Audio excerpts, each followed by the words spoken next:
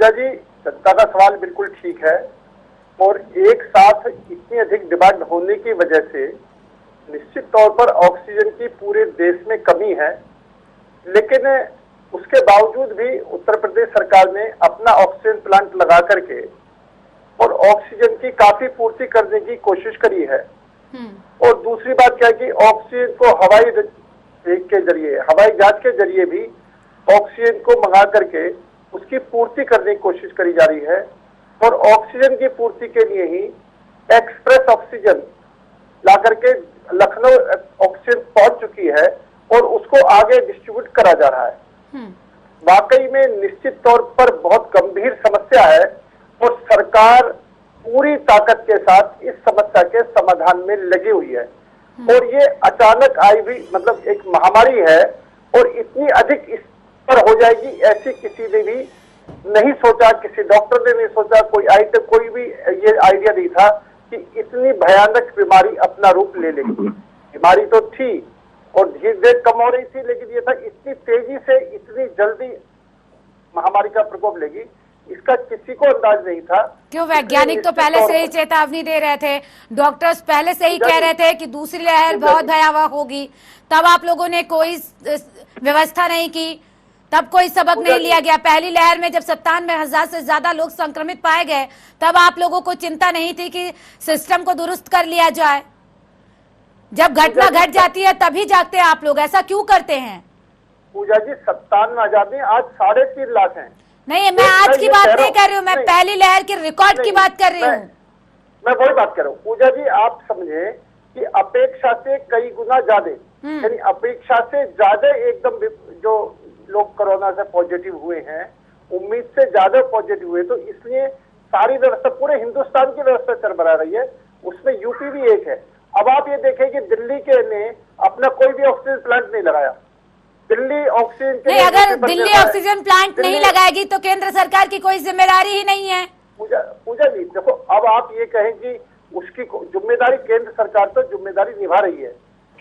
पूजा जी वाकई में बहुत महत्वपूर्ण बात है और निश्चित तौर पर ये महामारी जो है वो सबके सहयोग से ही इस पर काबू पाया जा सकता है और निश्चित तौर पर पैनिक पैदा होने से और व्यवस्था खराब हो। लेकिन जो भी व्यवस्थाएं हैं, अब उन व्यवस्थाओं पर ऑक्सीजन की कमी को देखते हुए रेल के डिपार्टमेंट ने ऑक्सीजन एक्सप्रेस रेल इसीलिए चलाई कि समय पर सबको ऑक्सीजन मिल जाए। हम हवाई जहाज के माध्यम से भी उत्तर प्रदेश के अंदर ऑक्सीजन मंगा रहे हैं, यानी उसकी आपूर्ति हो रही है कि भाई हवाई जहाज के माध्यम से भी ऑक्सीजन की आपूर्ति हो। और इस तरीके से जैसे मैं वाराणसी के अंदर 1,000 कोरोना मरीजों का बेड हॉस्पिटल 1 हफ्ते के अंदर तैयार हुआ। लेकिन एक बात बताइए अनिल जी, आपके बेड वाले आपने जो जवाब दिया है इस पर मेरा सवाल ये है, काउंटर सवाल है। आपने कहा 1,000 बेड वाले तैयार किए जा रहे हैं बिस्तर, बेड तैयार हो जाएंगे, डॉक्टर कहाँ से आएंगे, नर्स कहाँ से आएंगे? क्या इतने स्वास्थ्य कर्मचारी इतनी जल्दी उपलब्ध करा पाएंगे? उसके लिए क्या प्लानिंग है आपकी? मुझे इसके लिए हमने मिलिट्री के डॉक्टर्स, मिलिट्री की फोर्स को भी लगा दिया है कि जिस फोर्स आपातकाल में लगती है, लेकिन पूरे हिंदुस्तान में हमारी फोर्स भी, अब आईटीबीपी ने भी हॉस्पिटल बनाया है, वहां भी जहां भी जो कमी है वो फोर्स भी उस कमी को पूरा करेगी और हर स्टेट के मुख्यमंत्री से फोर्स का सीनियर ऑफिसर टच में रहेगा, जिससे कि जो भी आवश्यकता हो फोर्स द्वारा उसको पूरा करा जाए। पूरी तरीके से हमने अपनी फोर्स भी, अपनी रेलवे भी, अपने हवाई जहाज भी, जो भी सरकार के पास संसाधन है वो सारे संसाधन पूरी तरीके से पूरे हिंदुस्तान में झोंक दिए गए हैं। और जहां तक विदेशों का सवाल है, बिल्कुल मैं मनोज जी के बात से सहमत हूं और विदेशों से भी ऑक्सीजन मंगाने के लिए कहीं भी हम अपनी तरफ से कोई कसर नहीं छोड़ेंगे।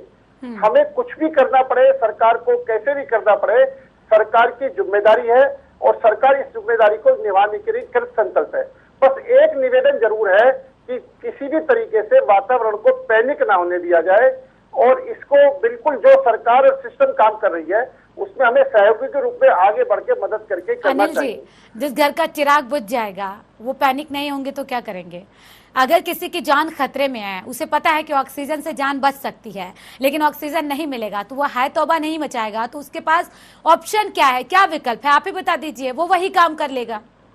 पूजा जी देखो, जो बिल्कुल निश्चित तौर पर उनके साथ हमारी हमदर्दी है, हमारी संवेदना है। हमदर्दी नहीं चाहिए जनता को, ऑक्सीजन चाहिए, ऑक्सीजन की मांग कर रही है पूजा जनता। जी ऑक्सीजन भेजने के लिए तो मैंने आपको बताया ना जी, ऑक्सीजन के लिए मैक्सिमम ऑक्सीजन पहुंचे, इसके लिए जो व्यवस्था ऑक्सीजन की है वो है। उसके अलावा रेलवे को, हवाई सेवा को, दोनों सेवाओं को भी हमने इसमें झोंका है पूरी तरीके। अब एकदम, क्योंकि ऑक्सीजन के साथ साथ इसकी सप्लाई चेन की भी एक शॉर्टेज पड़ी है, उतनी हमारे पास गाड़ियां नहीं है, उतने साधन नहीं है, तो उन सबको करने के लिए कि बेशक एयरलिफ्ट करना पड़े, यानी कुछ भी करना पड़े, किसी तरीके से करना पड़े, सारे संसाधन झोंक करके। और हम जो बिल्कुल ठीक बात है, जिसके का बच्चा, जिसका घर का परिवार का मेंबर बीमार है, या वो उसको डेथ होती है, या ऑक्सीजन की कमी की वजह से एक डर बना रहता है कहीं ऐसा ना हो कि ऑक्सीजन की कमी की वजह से हमारे घर के, उसको स्वाभाविक बात है कि उसको परेशान होना, उसको पैनिक होना स्वाभाविक बात है, उसके अंदर कोई नहीं है। लेकिन उसको कोई ना कोई ढांढस बनाने वाले की भी जरूरत है कि भाई सरकार पूरी तरह से कर रही है, हम भी, आम जनता भी, जो उनकी तरफ से जो भी लापरवाही हो रही है, जैसे मास्क, कई बार अभी भी मास्क नहीं लगाते हुए लोग घूम रहे हैं, अभी भी सोशल डिस्टेंस का पालन नहीं कर रहे हैं, अभी भी जो उनको सिस्टम हाथ सैनिटाइज करनी चाहिए वो नहीं कर रहे हैं। अभी उस जनता को भी कम से कम ये और अधिक जागरूक होने की जरूरत है कि सरकार के साथ साथ जनता भी उसका सहयोग। पूजा जी मैं फिर कह रहा हूँ कि ऑक्सीजन के लिए हमको कहीं भी विदेशों में भी जाना पड़े, कहीं भी जाना पड़े, हम उसकी व्यवस्था करेंगे। कब करेंगे अनिल जी? अस्पतालों की स्थिति देखिए कितनी खराब हो चुकी है अनिल जी। पूजा जी देखो, एक बात आप ये बात बताएंगे कि जो सिस्टम चल रहा है, जैसे मैं एक बड़ा सिंपल सी बात कहता हूँ कि हर एक घर में लगभग 2, 4, 5 मेहमान आते हैं तो व्यवस्था घर के अंदर हो जाती है, इतनी व्यवस्था एक्स्ट्रा रहती है।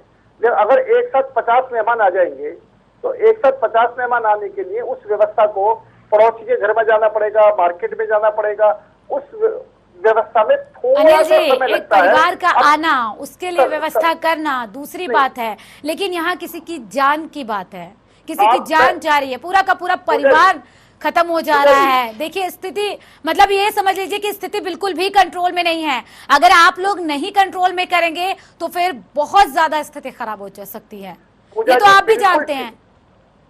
पूजा जी आप बिल्कुल ठीक कह रहे हैं, निश्चित तौर पर स्थिति रोज की रोज भयानक हो रही है और जितनी भी व्यवस्था सरकार कर रही है वो कम पड़ती जा रही है। सरकार व्यवस्था कर रही है 2 कदम और कोरोना आगे भाग रहा है 4 कदम। अच्छा ये बताइए, आपने पहली लहर से, जब पहली लहर, एक मिनट अनिल जी, जब पहली लहर पीक पॉइंट पे था तब आप लोगों ने क्या सबक लिया कि दूसरी लहर से लड़ने के लिए हम इतने तैयार हैं? कितने डॉक्टर्स की संख्या बढ़ा दी गई, कितने नर्सेस की भर्ती कर ली गई, कितने लोगों की भर्ती कर दी गई? सिर्फ बेडों की संख्या बढ़ा देने से लोगों की जिंदगी नहीं बच जाएगी, सिर्फ ऑक्सीजन आ जाने से लोगों की जिंदगी नहीं बचेगी।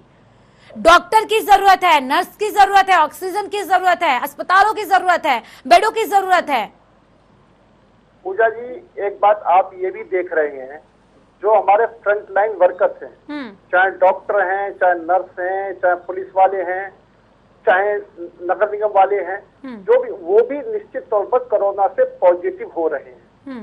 और उसका भी एक कमी हमको खल रही है, हमें कमी दिखाई दे रही है कि मान लो कहीं किसी हॉस्पिटल में 20 डॉक्टर हैं और 4 डॉक्टर कोरोना पॉजिटिव हो गए तो डॉक्टरों की संख्या रहेगी 16, और उसके अंदर भी डॉक्टरों के अंदर भी डर पैदा हो रहा है कि भाई कहीं हम भी ना हो जाए। आज क्या है कि इन सब चीजों को देखते हुए भी हमको पॉजिटिव माहौल बनाने की आवश्यकता है, हमको पैनिक होने की जरूरत नहीं है, और जितना भी अच्छी बातें हैं उनको आगे ला करके चीजों को कंट्रोल करने की जरूरत है।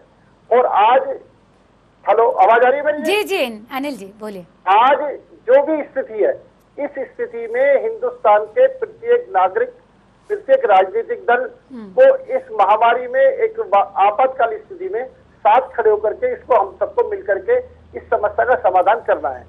सरकार पूरी तरीके से अपनी क्षमताओं का उपयोग करते हुए इस काम को आगे कर रही है। चलिए।